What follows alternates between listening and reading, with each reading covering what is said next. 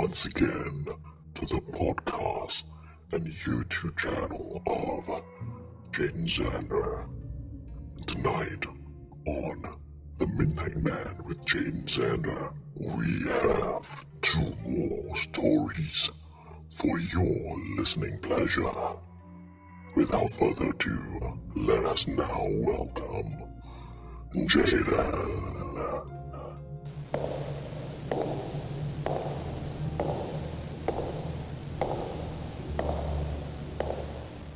Welcome back to The Midnight Man with Jaden Zander.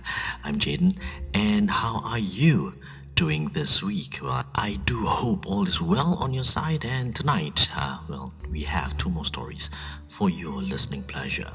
Well, one of the stories is pretty scary, so hang on to your seats and let's go on this ride.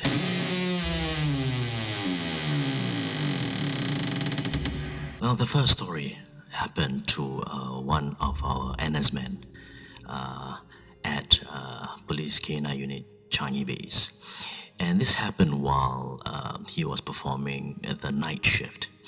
Alright, and in the unit, actually, whenever we perform duties, some of the officers will be out for deployments, and some of the officers will be in base, such as the duty officer, and there are also other officers who were deployed for the second half of the night.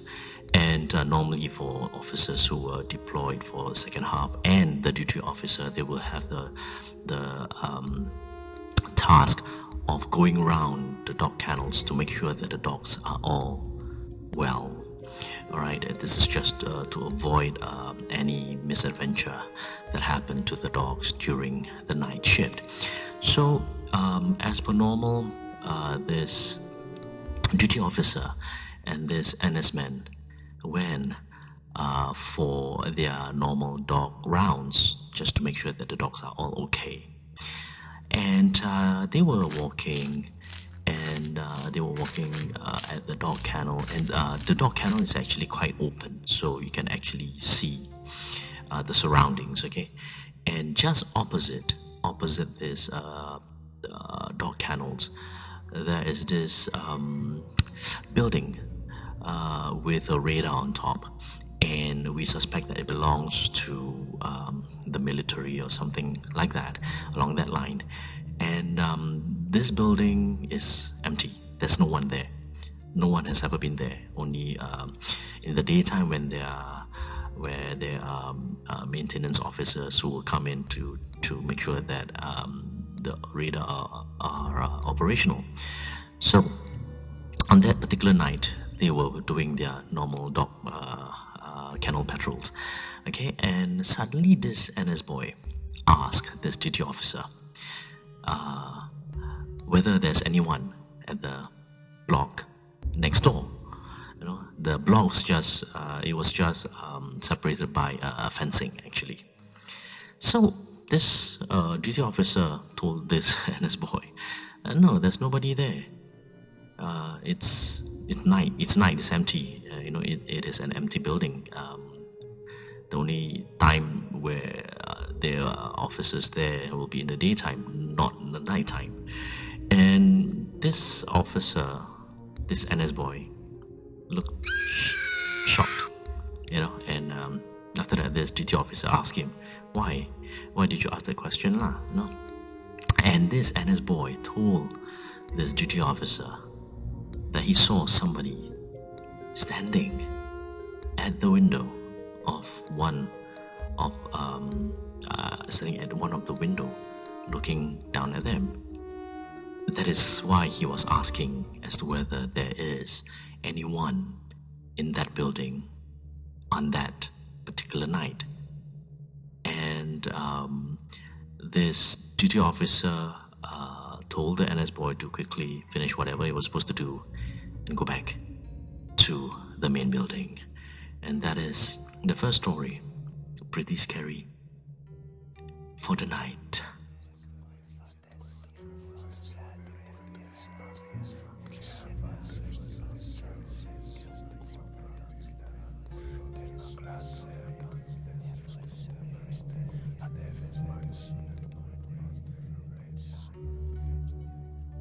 Okay, that first story is pretty scary lah, because of the fact that you don't. I mean, like if you know that the building next door is empty and one of your officers come up to you and ask you as to whether there's anybody in that building, you are going to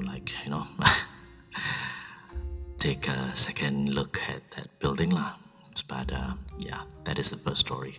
Not as scary as this next one. This next story was told to me by one of the security officers who used to work at the Japanese school, Singapore, along Upper Changi Road North. Alright, and this school is purely for Japanese kids. Alright, and this uncle, let's call him Uncle Benjamin. Alright, Uncle Ben, he works there. He covers only the night shift. Alright, the day shift somebody else is working, and he covers only the night shift, which starts from 8 p.m. to 8 a.m. the next morning. So this Uncle Ben has been working there. He's a pretty new security officer at that particular school. Okay, that particular Japanese school. And when he first started, he was informed by the supervisor that for those working the night shift should not go into the building at all, because there's no clocking to do. Okay, so there's not any for them to go into the building, and their duty is just to stand by in the security hut at the main gate. Okay, so that was what Uncle Ben did. Alright, he followed the supervisor's advice and stayed at the security hut near the main gate. So there are a couple of occasions. Okay, there's this particular night when Uncle Ben was working, and he said, okay, he saw it with his own eyes. Okay, he saw this group of Japanese army marching in the car park of the Japanese school, and that happened in the morning. Alright, I think it was about 2 or 3 o'clock in the morning it happened, and Uncle Ben saw all these Japanese officers marching. But the only weird thing was that all the Japanese officers were headless. All of them, no head at all, and they were marching. Uncle Ben got a shock. That was his first time seeing the supernaturals, the ghosts.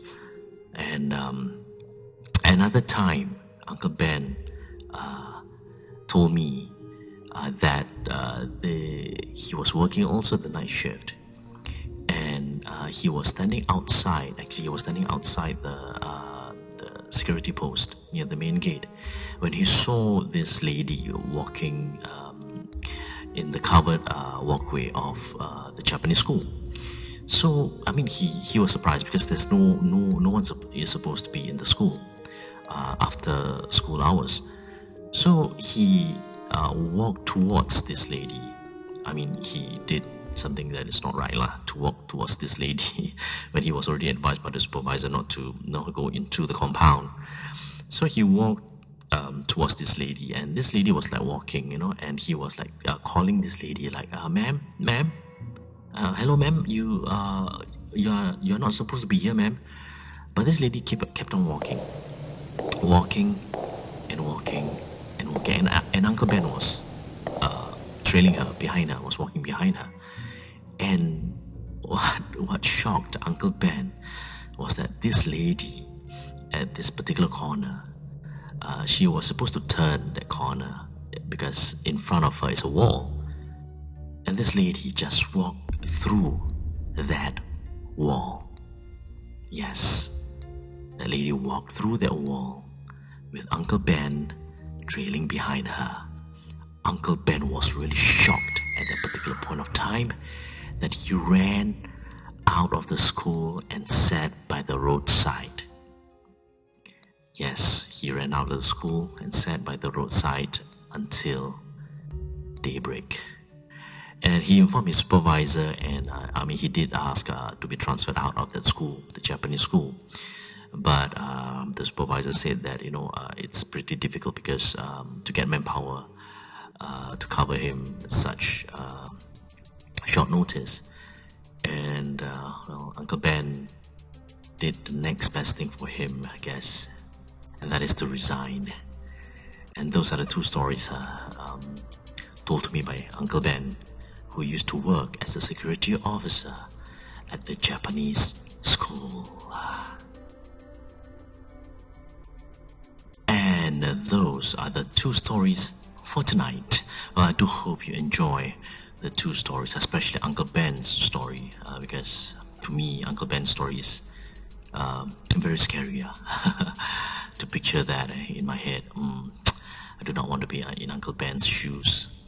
And I do hope that you come back next week for episode 6 of The Midnight Man with Jaden Zander. And with that, also do not forget to like, to share, to comment, and to subscribe to my channel, and of course to press the bell so that you will receive notifications whenever I upload new videos. So on that note, you take care and be good, and from me, good night.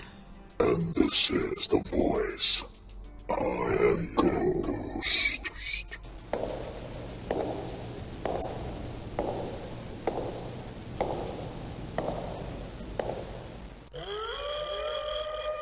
Ah!